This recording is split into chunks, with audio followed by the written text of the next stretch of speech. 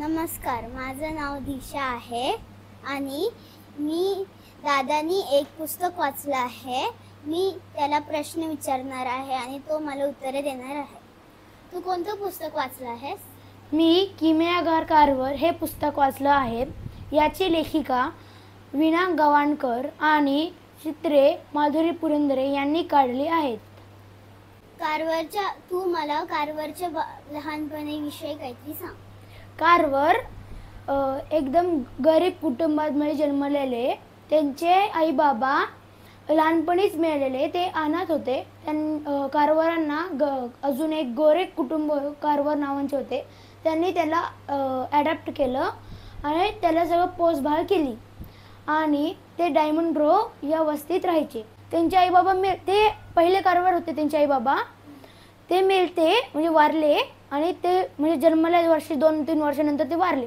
मग त्याला अडॉप्ट केलं दुसऱ्या कारवाने. ते गोरं कुटुंब होतं.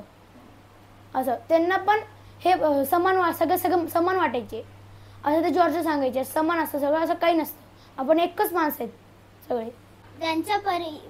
त्यांच्या कुटुंबात कोण कोण होतं? त्यांच्या कुटुंबात मोझेस कारवर, मजुरी कारवर आणि जॉर्ज कारवर हे 3 जण राहायचे. तू मला आता त्यांच्या शाळेबद्दल सांग. त्यांची शाळा एका सायंटिस्ट ह्यांनी काढलेली होती. तिथे खूप वेगवेगळे देशभरातून मुलं आलेले. तेव्हा त्या काळात काळे एकदम असं मजदुरी करायचे. गोर लोक त्यांना मजदूर करायला लावायचे. तर त्या शाळेमध्ये त्याला काही मुलांनी कारवारांना मारहाण केली, चिडवलं वगैरे, त्रास दिला. पण तो शाळेमध्ये टॉपवरती होता कारण की त्याला निसर्गाबद्दल आणि तो मन लावून अभ्यास करायचा. पुढे तो कोणत्या कॉलेजमध्ये शिकायला गेला? तो पुढे हायलँड या कॉलेजमध्ये शिकायला गेला होता. तिथे त्याला खूप चांगले मार्क पडले 12वी-13वीला. नंतर तो सेकंडरी कॉलेजमध्ये तिथेच होता, हायलँड कॉलेज, आणि तो पार्ट टाइम जॉब करायचा.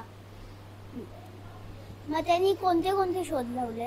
त्यांनी जेव्हा वर्ल्ड वॉर 2 सुरू होता तेव्हा जर्मन लोकांनी अमेरिकेशी रंग देणं बंद केलं. तेव्हा त्यांनी पानं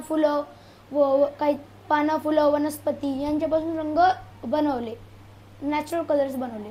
आणि रियूज रिसायकल हा एक मंत्र त्यांनी आणला.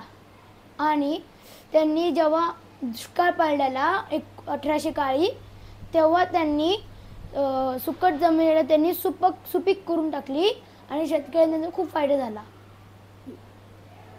मग त्यांना कोणते कोणते अवॉर्ड भेटले? त्यांना रूज मेडल आणि लंडन मेडल हे अवॉर्ड मिळाले. पुढे त्यांनी काय काय केलं? पुढे त्यांनी त्यांचा कॉलेज संपल्यानंतर त्यांनी प्रोफेसर बनले. त्याच्यामध्ये ते ॲग्रिकल्चर, इथे त्यांचं ॲग्रिकल्चर रिसर्च सेंटर त्यांचे ते हेड झाले. आणि त्यांना दुसरा एक छंद होता पेंटिंग काढायचा. तर छोट्या मुलांना शिकवायची की कसं पेंटिंग काढायची, कसं करायचं, आणि वनस्पतींची कशी उपयोग करायचे, कसे मेडिसिन वगैरे घ्यायचे, आपल्याला उपयोग करून घ्यायचा त्यांचा, कारण तोडायचे वगैरे नाही. मग ते कुठे राहायचे आता? ते निओशो ह्या गावात राहायचे. मग ज्यांनी त्यांना अडॉप्ट घेतलं होतं ते आई वडील त्याचे मेले? हो, वारले. मग नंतर काय झालं? नंतर ते 1947 रोजी टिस्कोगी ह्या गावात त्यांचं निधन झालं आणि सगळ्यांना त्यांचा मान आहे. तुला कारवारांची कोणती गोष्ट आवडली? मला कारवारांची वनस्पतीपासून नॅचरल कलर्स बनवण्याची ही गोष्ट आवडली. आणि छोट्या मुलांना पेंटिंग आणि ॲग्रिकल्चरबद्दल त्यांना जास्त माहिती आहे हे आवडलं. त्यांच्याबद्दल चांगलं वाटलं. मला हे आवडलं की तो एकटा गेलता तर निओशोमध्ये एका शाळेमध्ये शिकायला. त्याचे बाबा फक्त म्हणायचे तू जा, सगळं चांगलं होईल. आणि जी आई म्हणायची की नको, त्याला मारहाण करतील, हे करतील, पण त्याचे बाबा एकदम हे होते, स्ट्रिक्ट होते की हेच करायचं, सगळं शिस्ती होती, त्यांना शिस्त होती एकदम पाळलेली. तर ते मनापासून शाळेमध्ये अभ्यास करून ते एवढे मोठे झाले.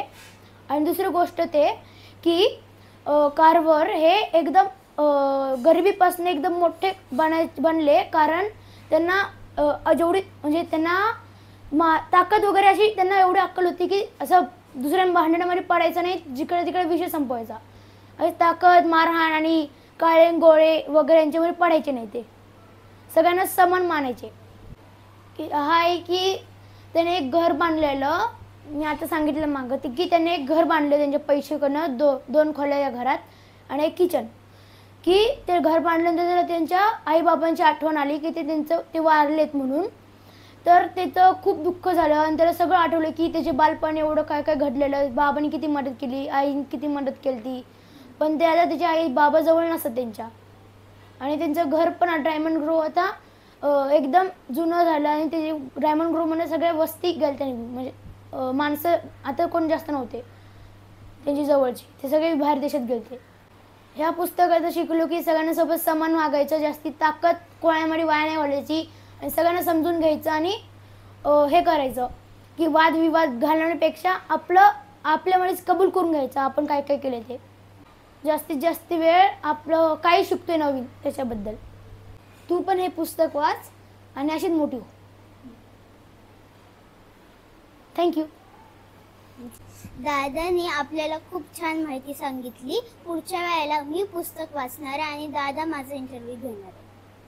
थँक्यू. तुम्हाला आमचा इंटरव्ह्यू कसा वाटला त्याबद्दल आम्हाला नक्की कळवा. नमस्कार.